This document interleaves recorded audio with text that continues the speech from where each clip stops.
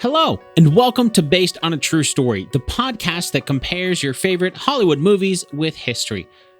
Today, we're going to be learning about the 2012 movie Lincoln. And to help us separate fact from fiction in the movie, we'll be chatting with Dr. Brian Dirck, who is a professor at Anderson University and author of multiple books on President Lincoln, including Lincoln and the Constitution, Lincoln the Lawyer, and his most recent book, The Black Heavens: Abraham Lincoln and Death. Before we connect with Dr. Dirck, though, let's set up our game. 2 truths and a lie. If you're new to the show, here's how it works. I'm about to say 3 things. 2 of them are true, and that means 1 of them is a lie. Are you ready? Okay, here they are. Number 1. Mary Lincoln covered up expenses for White House renovations when she went over budget. Number 2. Just like we see in the movie, President Lincoln was not sure about the legality of the Emancipation Proclamation. Number 3. There was no delegation from the Confederacy trying to negotiate peace like we see in the movie. Got him? Okay, now as you're listening to our story today, your challenge is to find out the 2 facts scattered somewhere throughout the episode, and by a simple process of elimination, you'll be able to find out which one is a lie.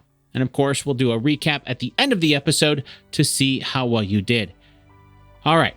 Now it's time to chat with Dr. Brian Dirck about the historical accuracy of Lincoln. After a brief opening sequence with Lincoln talking to some Union soldiers, we get a time and place for the movie's timeline. It's January of 1865 at the White House. That makes it 2 months after Abraham Lincoln's re-election and 4 years since the Civil War started. And almost right away in the movie's timeline, we find out that Lincoln wants to pass the 13th Amendment that will abolish slavery. There are some people in the movie who talk about how he's using his war powers like a dictator, twisting meanings and ignoring court rulings. And as the movie explains it, Lincoln thinks the Emancipation Proclamation could be ruled illegal by the courts once the war is over, since issuing the proclamation was sort of a gray area as far as the Constitution is concerned, by pushing the limits of the war powers. How well did the movie do setting up President Lincoln's attempts to abolish slavery with the 13th Amendment? I think it's one of the best parts of the film. I think they do it very, very well. There is a scene that I've used in my classes and some of my colleagues have used where he's talking to his cabinet and he gives a long talk about that. You probably know which one I'm talking about, where he says, this is what I did. This is, these are the questions. And I thought they did an excellent job with that, because it was, in fact, a problem. When Lincoln passes the Emancipation Proclamation, or writes it, rather, in 1863, people forget that Roger Taney was still the Chief Justice of the U.S. Supreme Court, the author of the very racist Dred Scott opinion, as well as 4 of the justices who had backed him on that. So there was a 5-judge majority that were just itching to kill emancipation. Lincoln was terrified that emancipation would end up in the Supreme Court because he knew he would lose. So, that's a very interesting issue that they got absolutely right. And I love how the film portrays the fact that nobody really knew what war powers were in 1863 or 64, 65. I mean, we had never fought a major war to this point that really tested those boundaries. I thought the film did an excellent job. Absolutely. Was that Lincoln's first attempt in the timeline of the movie there in 1865? Was that his first attempt to try to abolish slavery? Oh, no. It's a process. Lincoln is a very complicated figure in that regard. Personally, he was always anti-slavery. I never saw one word he ever said in favor of the institution. But when the war broke out, he said, and he's quite right about this, he said, I think slavery is a terrible idea, but I don't have the constitutional authority to really do anything about it. But then the war hadn't started yet. But then when the war starts, that puts this in the neighborhood of war powers. And he's speculating about how he could use war powers. He also got behind efforts to abolish slavery in the District of Columbia, because he had power to do that, since that's, the seat of government. And he puts a lot of weight into trying to get that done. And he puts a lot of weight into trying to get the border states like Missouri, Kentucky, Delaware, even. I think it's like 5 slaves in Delaware, but they were still there. And he's trying to do that too. So he had been doing this for quite some time. Oh, wow. Okay. In the movie, one of the founders of the Republican Party named Preston Blair, he goes to Richmond and convinces the Confederate leadership to send three delegates to discuss peace with Lincoln. Those three delegates, according to the movie, are Senator R.M.T. Hunter, Judge John A. Campbell, the Assistant Secretary of War, and the Vice President of the Confederate States of America, Alexander Stevens. Was there really a delegation from the Confederate States of America sent with the purpose of negotiating a peace? Yeah, there was, and the movie got that quite right. And in fact, it got those three men exactly right. Now, exactly what role Francis Blair actually played here is a little fuzzy. We know he was a conservative Republican who had connections that he could have used in that regard, and we know he was making those efforts. This is one of those parts in the film where we know it happened, but of course, movies have to fill in specifics, so they put the scenes in that may or may not have happened, but it's totally plausible.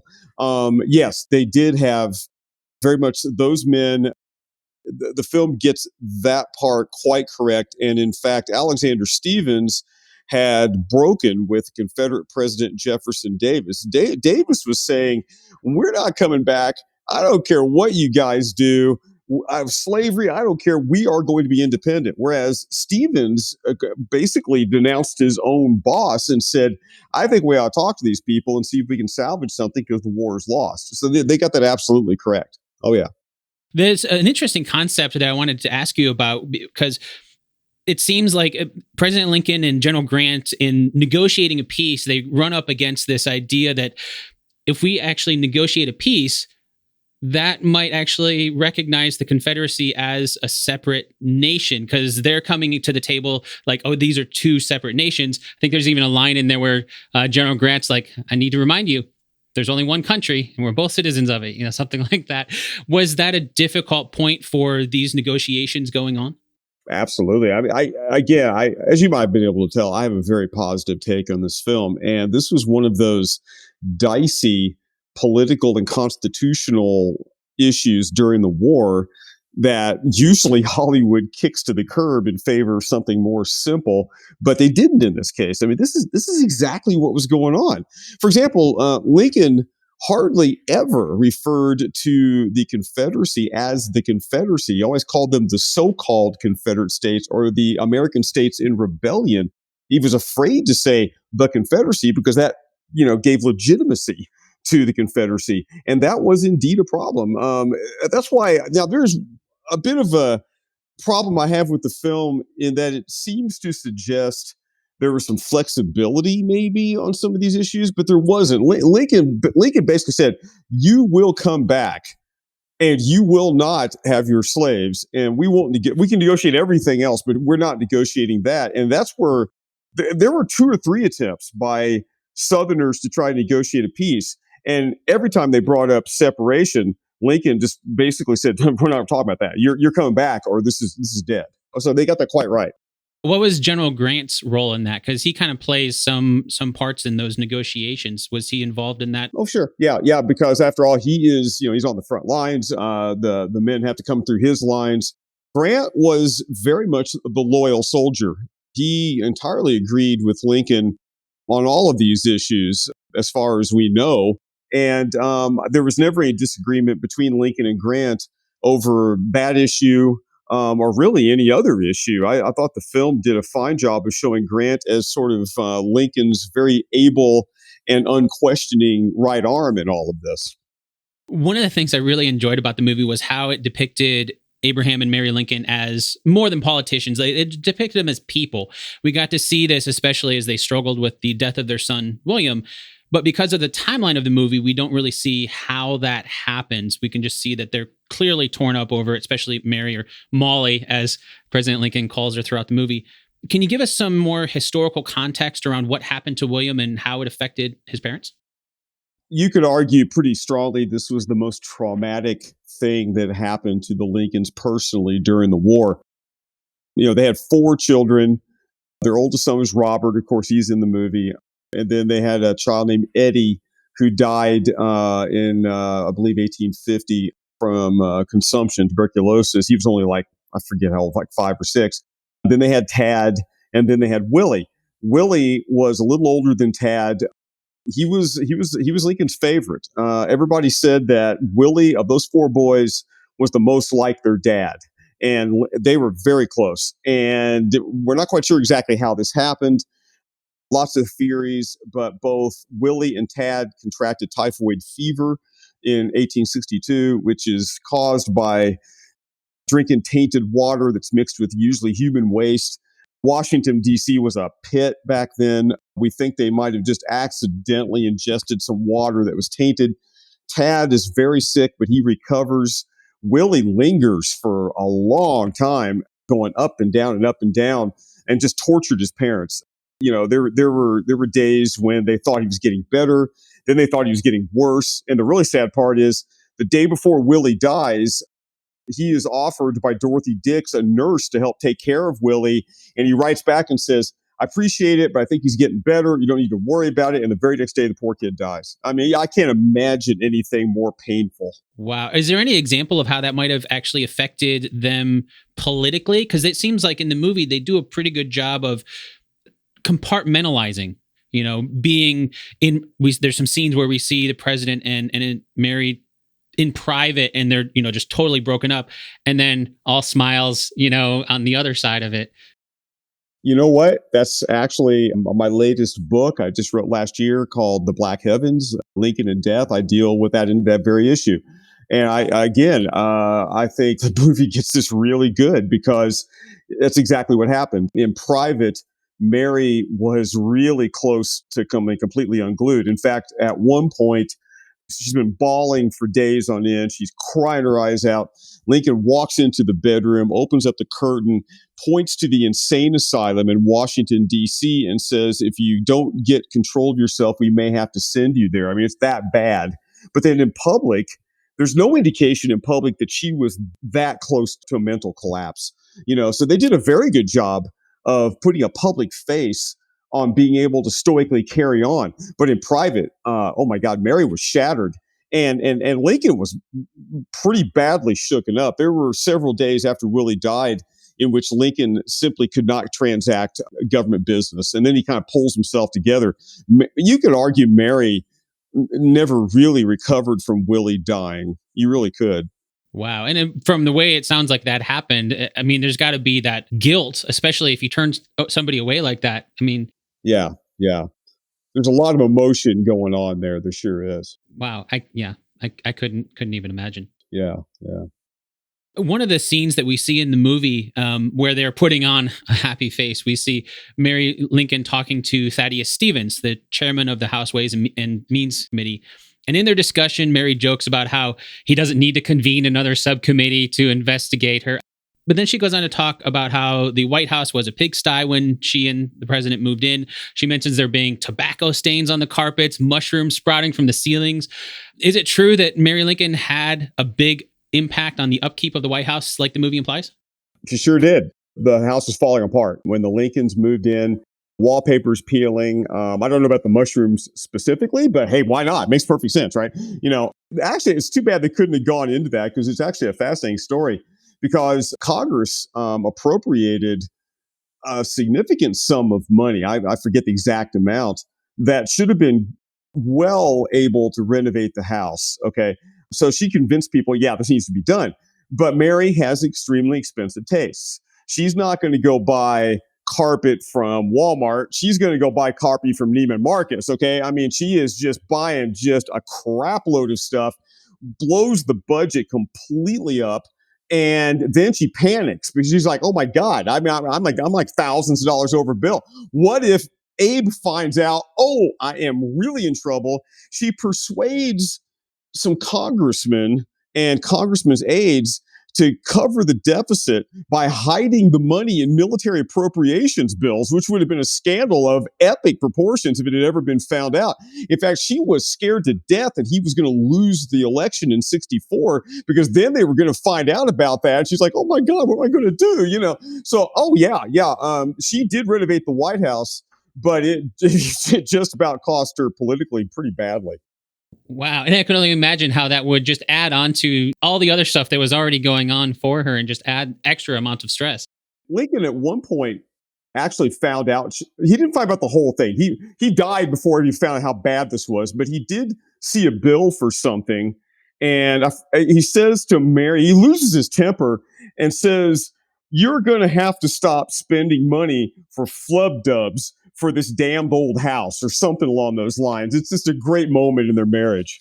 If we head back to the movie, there's quite a few arguments that we see made by politicians, both for and against the 13th Amendment. And one of them that stood out to me, because it's repeated multiple times, but it's interesting because it's the same argument used on both sides. People for the amendment think it could eventually lead to the right to vote for Black people, while people against the amendment mock the idea of the right to vote for Black people as if it's some horrible thing that's going to be inevitable if the amendment is passed, and they're using it as fear tactics. How well did the movie do showing these arguments that were made both for and against the 13th Amendment? Awfully well. Again, that's generally speaking quite accurate. Now, again, it's a film. Movies have to, as I'm sure you know with your podcast, they have to fill in things that we just generally know about. So, I mean, you watch the movie and maybe that particular congressman may or may not have made that particular argument, but generally speaking, that's very true. What we've got to remember is the Constitution had never been amended like this before. Okay, the Bill of Rights is passed in 1787. It was amended, the 11th and 12th Amendments. I always tell my students, you get an A for the semester if you can tell me out of your memory what the 11th and 12th Amendments are, because nobody knows. They're procedural for like votes and stuff. Okay, this is the first time in American history we had ever amended the Constitution for a deeply immoral issue like the 13th Amendment. And it was extremely controversial. There were people who said, you don't get to do this because you're basically throwing shade at the founders. You're saying the founders screwed this up, and we all know they're perfect. So you're saying that they're flawed. Oh my God, we can't do that. So there was that. But then there was a very deep racist argument against this. It's exactly the way the movie portrayed it. If we give them their freedom, next thing you know, they're going to get the vote. Next thing you know, they're going to be buying the house next door. Next thing you know, they're going to be dating my daughter. I mean, there's all kinds of racist arguments that to the modern ear is disgusting. I mean, if anything, the movie kind of toned it back. There are things that were just horrible that were said during that time period about this amendment that way. Wow, I didn't even think about that being just a brand new concept almost of adding that type of an amendment. Yeah, it had never been done. One of the major plot points in the movie centers around the Confederate delegation from Richmond that we talked about as they're coming to discuss peace. And the way the movie explains it, there's kind of this time rush because a lot of people seeing the passing of the amendment as a way to abolish slavery, really to end the war. But if the Confederacy is willing to negotiate peace, then there's no need to abolish slavery. I don't remember their names, but there's a couple in the movie that come to visit Lincoln, and they're like, "Oh, of course we're going to support the amendment." And it's like, "Well, what if the war ends?" Well, if that's the case, then no, we're not going to support the amendment, right? Was that almost this rush of between negotiating peace and the 13th Amendment? It's going to be either or. I think it was true, but I also think the movie, in order to make a dramatic plot point, tended to exaggerate that. Yes, there were people who felt that way. Okay. But as you can tell, I really love this movie, but I do think they pushed that too far. Okay. Because yes, I mean, there were people that thought that way, but where they really kind of get this messed up a little bit, I think, is suggesting that the choice was that stark in 1865, that we're either going to get slavery back or we're going to get the amendment, one or the other. The fact is, slavery was dead. Everybody knew slavery was dead. Lincoln himself had said, the incidents of the war have killed off slavery. There's no way this thing's going to survive.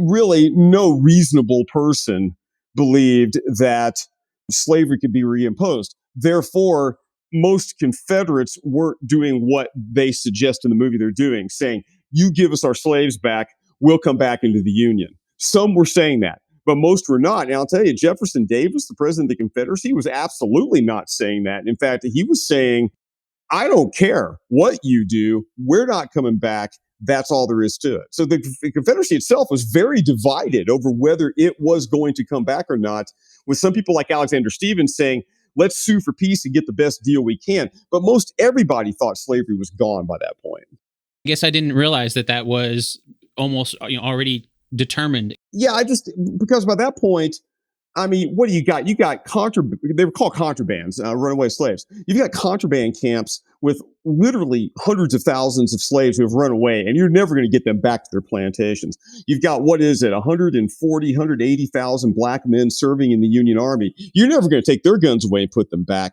The movie tends to suggest that this was a viable option, that you were going to reimpose slavery. Some people may have felt that way, but the vast majority of people, even people that were very racist, were like, hey, man, this is dead. This thing is never coming back. If we head back to the movie, there's another part where we get to see the Lincolns as people. And this is when one of Lincoln's sons, Robert, joins the army, much to his parents' regret. And when that happens, well, we see Mary put her foot down. She pretty much threatens her husband. She's like, she believes the amendment is going to end the war. But she also doesn't believe Secretary of State Seward is going to get the votes necessary to pass it. So she turns to Abe at one point, and I don't remember the whole conversation, but there's a line where she's like, now that Robert's involved in the war, woe unto you, sir. You will answer to me if you don't get the necessary votes, right? That was one of my favorite scenes, yeah. Oh, yeah. I was like, Mary, throw down, girl, okay? You tell him how this is going to work, man. No, you know what? No, there's no evidence that conversation ever took place. Now, again, this is another example of, generally speaking, they got the facts right, but they fill in details to do what they want to do with dramatic license. Yes, Mary was extremely opposed to Robert going into the army, and she put her foot down, would not let him enlist. Robert was extremely upset. Lincoln was extremely upset. The movie gets that right, all right? But as far as I know, Mary never tied the 13th Amendment to her son going into the army the way she does in that scene. Now, that's not to say it couldn't have happened. I like the scene, though, even if it is taking some liberties, because it shows that Mary Lincoln is a politically active, astute woman, and that's exactly what she was. And I like that. It shows Mary not as just a, first lady who just worries about decorating the White House way too much. Okay. She had opinions about emancipation. She had opinions about the war, and she voiced them, much to the chagrin of a great many men back then who said women shouldn't do that. So in that sense, I like that scene. But I don't know that it ever happened, and there's no evidence of it. Okay. Were there any moments like that Mary did put her foot down with Lincoln and made him go personally try to do something? Because after that scene, of course, we see him in the movie. He's like, okay, well, I guess I'm taking over for Seward and I'm going around trying to get the votes. Not that we know of, really. In fact, what was really happening was that Mary hardly saw him. She actually had far many more complaints that he was so bogged down in the war that even though they lived in the same house, she wouldn't see him any. She didn't. I mean, she did, I guess. But again, we have to kind of infer this stuff. We have eyewitness accounts.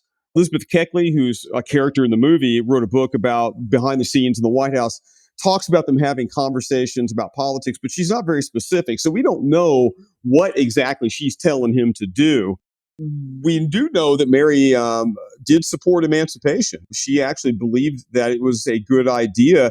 And we do know that she told him that, Lincoln. But this is, again, where the movie just carries things in a plausible but not documented direction, if that kind of makes sense. Mm-hmm. Yeah, creative licensing, essentially. A lot of movies do that. Yeah. Well, when it comes time for the vote itself in the movie, we see that there's an attempt to postpone it.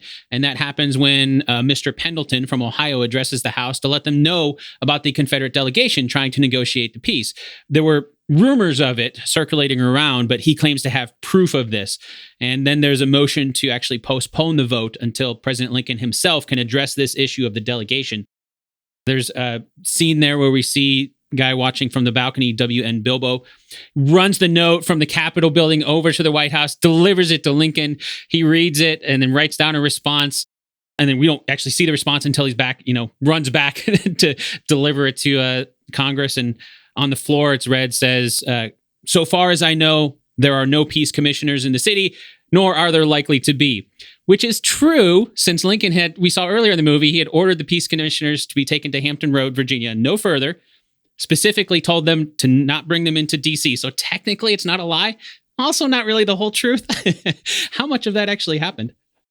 Technically, yes. Okay. There were rumors that the commissioners were in the city. Congress does delay the vote to find out if they were in the city. They did send someone to the White House to ask Lincoln. Lincoln said no. But we don't know what was in his reply. The actual document in the movie, we don't know if that was actually in the no. We just know he said no, they're not. Okay. We also don't know. The movie suggests, as I saw it, as Lincoln being the shrewd politician who can, who plays chess and sees this maybe becoming an issue and therefore tells them not to go to DC. We don't know if that's true. It's certainly plausible that he saw that this could be an issue, but all we know is that Lincoln had them come to City Point and no further. It could just as easily be, though, that he did that because, again, he doesn't want to confer legitimacy on the Confederacy. If he had allowed them to come to D.C., that is a de facto representation of them as being diplomats of an actual country, which he never said they were. So we don't know what's in Lincoln's head. The movie supplies something in his head that may or may not have been there. Okay, filling in a lot more of the details then, it sounds like. Yeah, absolutely. In a plausible way. I've been involved in various projects like this, one or the other. And basically, my take is always, as long as it's reasonable that it could have happened, let's cut movies some slack. They have to have dramatic storytelling, and they don't have enough information to be able to say things that need to be said. So I didn't have a problem with that at all. Well, if we look back at that scenario with a historical lens, the impression I got was that the movie very heavily implies Lincoln was prone to bending laws to get things kind of to go his way. We talked about with the war powers and things like that. Is that true? Did he kind of purposely negotiate things? I mean, I guess that's politics, but well, I remember when the movie came out, 2012. I remember there were political commentators, not historians, but political commentators who said this movie is valuable because it shows people who watch it that democracy is a messy business. There's that great scene between Lincoln and Thaddeus Stevens where Lincoln says you have to have your compass pointed true north, but if you get lost in the swamps, you never get there. I mean, I love that. I mean, that's a very good way to put it. As far as the general point you're raising is concerned, whenever I talk about this or write about it, the point that I emphasize is every single legal and constitutional issue almost is brand new. It's not so much that there were these rules that everybody knew what they said and Lincoln skirted them or played with them or whatever. For example, nobody had ever tried to declare martial law before, really. General Jackson did back in the War of 1812, and he got sued for it, okay? I mean, nobody ever tried to do a lot of the civil liberties things that he had to do. Certainly nobody ever tried to emancipate slaves the way he did. Nobody knew what war powers were. I mean, the courts had never ruled on this because there had never been a war that really tested these issues. Yeah, I think you're right. He does bend rules, but I also point out the rules are bendable because they are just really vague and nobody quite knows what they say. Right. It's inevitable at that point. If they're so vague, then at some point there's going to be something that has to set a precedent for that. Yeah. Well, I mean, Lincoln is setting that. In many ways, during the war, we write the first U.S. Code of Legal Conduct under his administration during war. First time, really, that anybody's even considered the idea about African American rights being a federal issue, because prior to this point, it was hardly ever a federal issue. I mean, so many things that are just utterly unprecedented here. Once the amendment actually passes in the movie, we see there are marches and singing in the street at the White House. President Lincoln himself finds out because we hear bells ringing across the city. It's a celebration. How well did the movie do showing the reaction to the amendment being passed? Well, I mean, it's one-sided. It's accurate. Yes, there were celebrations. I mean, by 1865, I would argue, I think most serious Civil War scholars would argue that even though there is a great deal of racism in the North, even though Northerners are certainly not prepared to allow African Americans to have full political or social equality, there is a consensus in the North that slavery was an evil institution that needed to go. And you got to remember, this is all the 13th Amendment does at this point, is it ends an institution that a great many Northerners believe got their sons and their dads and their brothers killed on battle. Lincoln himself says in the second inaugural address, he says, everybody knew that slavery was somehow the cause of the war. And I think that's true. So, yeah, when this thing is passed, there was a national sense of relief. There are parades and celebrations. Now, on the other hand, the movie leaves out, there are a lot of really angry people, too. Among them, John Wilkes Booth, who was very racist. One could argue that when Lincoln endorses black suffrage from a public speech from the balcony of the White House, Booth is in the audience and he says, by God, that's the last speech he's ever going to make, and shot him a few days later. So, yeah, the movie's not wrong, but for whatever reasons, it's not showing that there were plenty of Americans who thought this was a horrible idea and were convinced that, this is going to be a horde of black people moving north and stealing their jobs and whatnot. I want to ask you about Thaddeus Stevens. I mentioned him a little bit earlier, Tommy Lee Jones's character. And at the very end there, we see him taking the official bill. He takes it home, and then we find out that his significant other is a black woman. Is that why he fought so hard for racial equality for 30-some years, like the movie seems to imply? First of all, the idea that they would have given Thaddeus Stevens the original copy of the amendment's absurd. Okay, I'm sorry. Spielberg is pushing the envelope with that one. Okay, it's like, dude, there's no way. Okay, that's not okay. I thought that was pretty easy. Yeah, I get it. There were widespread rumors that Thaddeus Stevens was romantically involved with his African-American housekeeper, but it was never proven. And to this day, we do not know if this was actually the case. Stevens is an outspoken proponent, not just of abolitionism, but of civil equality. That earns him a lot of enemies. It was a very common thing back then. If you're a white man advocating for abolitionism, your enemies are going to accuse you of sleeping with a black woman. Lincoln was accused of having a Negro mistress, or that Negro in air quotes, is what they said back then, which is, of course, not true. These were rumors floating around. They may or may not have been true. But again, this is yet another thing where the movie is taking something that could have been true and saying, okay, we're going to show that it is true. Politically, did he really push as hard as we see him in the movie trying to get the amendment passed? Oh, yeah. Stevens was absolutely committed to this. I love how they show the messiness again, okay, when he's given the speech. And, he has to suggest that this does not imply full social equality when that's what he believed. I thought they did a fine job with him. You alluded to this a little bit earlier. And at the very end of the movie, of course, we see Lincoln's assassination. Well, I guess we don't really see the assassination happen in the movie. We see Tad Lincoln watching a play in a different theater. At the end, somebody rushes on, announces that the president's been shot at Ford's Theater. And then we do see a scene later on where, at 7:22 a.m., April 15th, he's pronounced dead. Can you fill in a little bit of the holes there and give us a little more historical background on Lincoln's assassination and what the prevailing thought on the motivation might be behind it?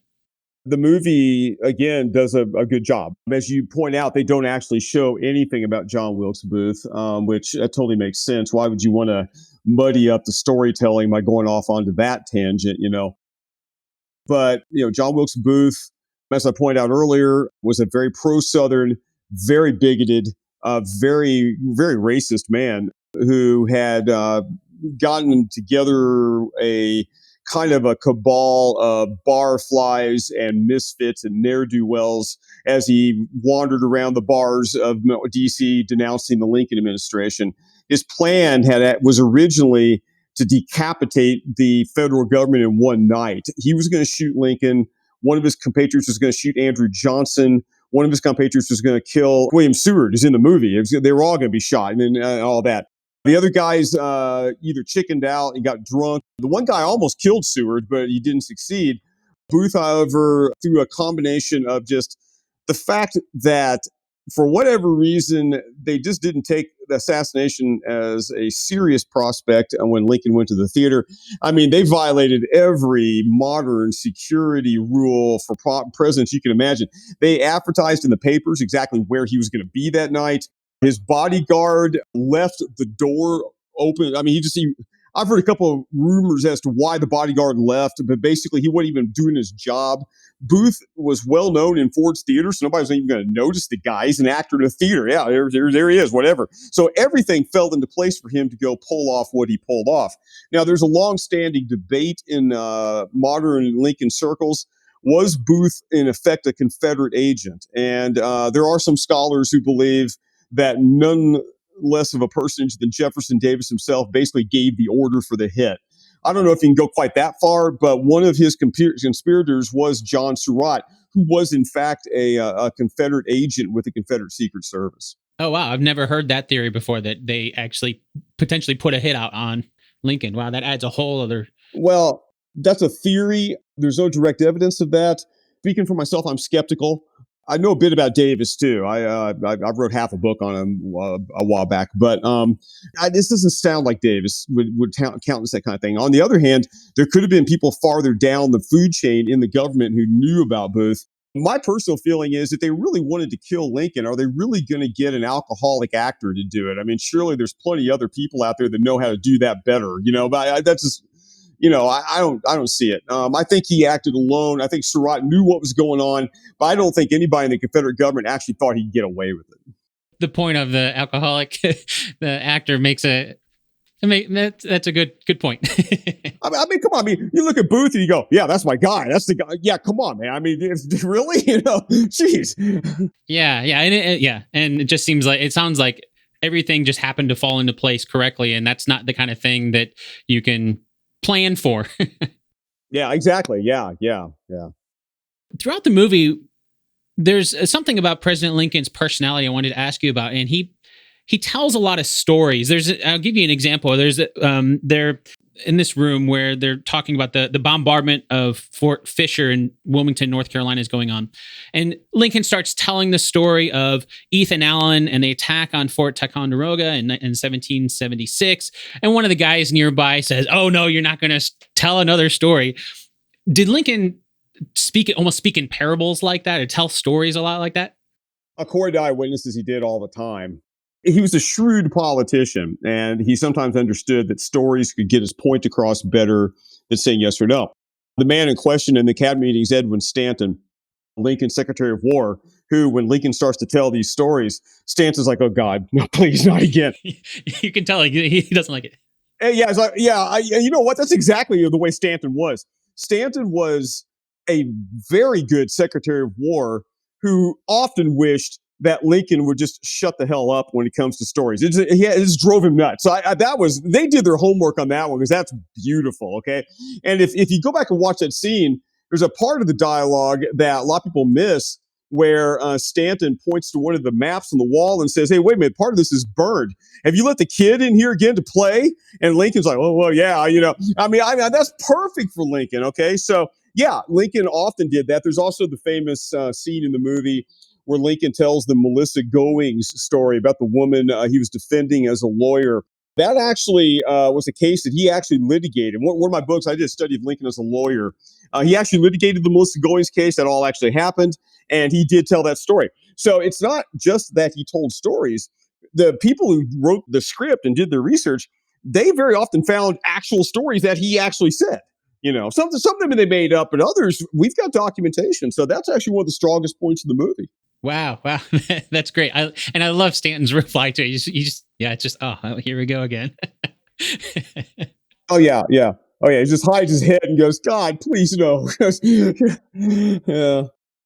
Something else I noticed about Lincoln was he seemed to walk around the White House a lot wrapped in a blanket. And I know they didn't have, central heat and air like we do now, but it seemed like he was the only one that was constantly in a blanket. So I didn't really notice anybody else affected by the cold like that. Were they trying to imply, like, was he ill or something? Was there something that he was always cold, or? That's a really good question. There are eyewitness accounts that indicate that Lincoln didn't sleep well, that he did get up at all hours because of the pressures on him.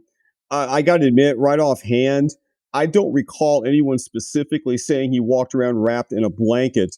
I know he sometimes wrapped himself in a shawl when he went out into cold weather, that kind of thing.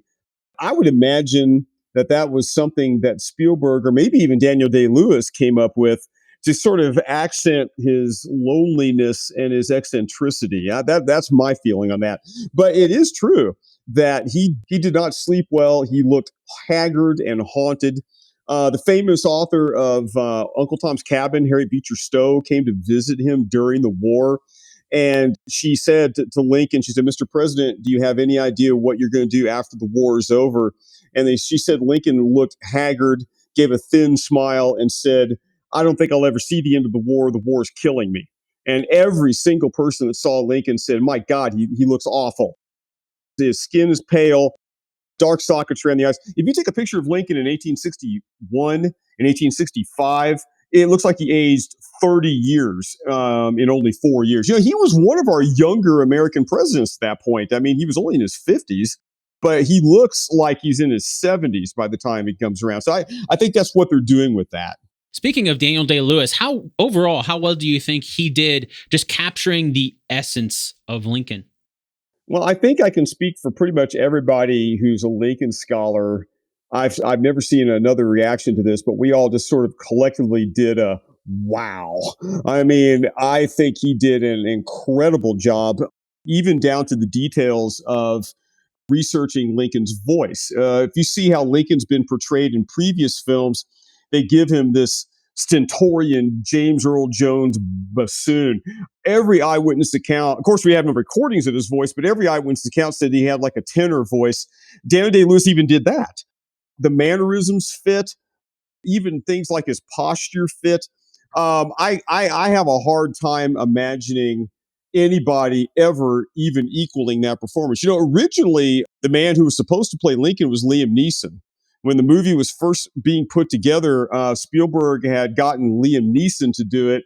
Neeson dropped out because Neeson lost his wife. His wife died that same year they were going to begin production, and Neeson felt he was too old to play him. I think Neeson would have done a good job, but thank God they got Daniel Day-Lewis, because I can't imagine anybody doing a better job. Well, speaking of Spielberg, if you were directing this movie, is there anything that you wish they'd included that didn't make it in? I wish they had done something with Frederick Douglass. I really do. As a matter of fact, early drafts of the script, Spielberg had been trying to develop a movie about Lincoln for years.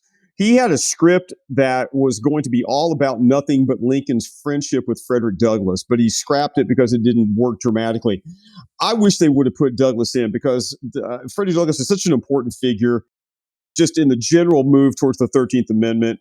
Douglass met Lincoln 3 times during the war. This is a rare occasion that a black man's allowed into the White House to do anything other than serve drinks.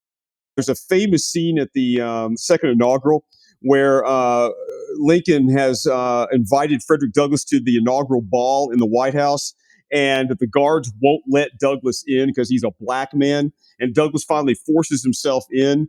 And then in the front of all of this lily white crowd of the creme de la creme of a southern city like D.C., Lincoln walks across the floor, shakes Douglass's hands, and says, "Mr. Douglass, I am so glad you're here.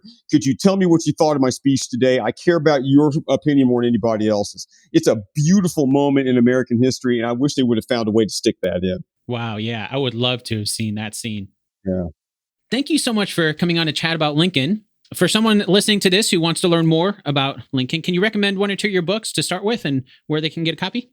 I wrote a book on Lincoln and the Constitution. If you're wanting to know about the whole 13th Amendment argument, it's a short book. It's a part of a series called the Concise Lincoln Library Series. So it's pretty brief, but it's designed for a general audience to understand the constitutional issues. So that's where I write the most about this particular issue. If you're interested in the whole question of how Lincoln was handling the death of his son and Mary and all that, my newest book is the Black Heavens, Abraham Lincoln and Death, and it's all about how Lincoln processed death and dying during the Civil War. So those are 2 good ones. Great. I'll make sure to add links to those in the show notes for this episode. Oh, thank you. Thanks again so much for your time. Oh, thank you. Appreciate it. This episode of Based on a True Story was produced by me, Dan Lefebvre. I'd like to thank Dr. Brian Dirck for sharing his expertise about the historical accuracy of 2012's Lincoln with us.